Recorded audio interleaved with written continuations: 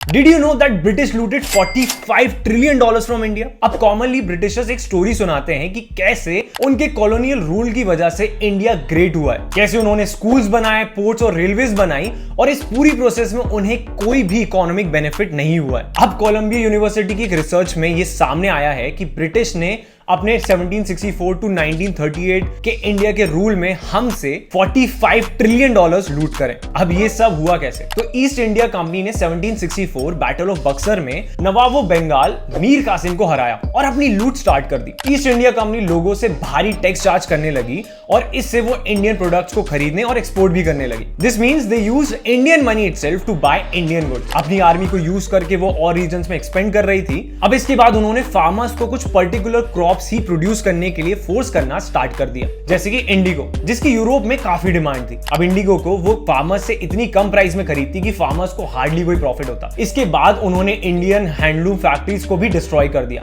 ताकि इंडियन सिर्फ इनके बनाए कपड़े खरीदे, और ये कपड़े उसी इंडिगो के बने होते थे जो ये सस्ते में खरीदते थे, लेकिन ये कपड़े सस्ते नहीं होते थे। अभी जो डेवलपमेंट की बात करते हैं वो भी काफी डिबेटेबल है। अब पहले तो ये कहते हैं कि इनके स्कूल्स इंडियंस को इंग्लिश सिखाते थे, अब वो भी इसलिए था ताकि इन्हें कम्युनिकेट करने में इजी हो। पोर्ट्स और रेलवेज इसलिए बनाई गई ताकि ये और रीजन्स को एक्सप्लॉइट कर सकें और ट्रेड कर सकें। अब अगर ये इंफॉर्मेशन पसंद आई हो तो फॉलो करना ना भूलें।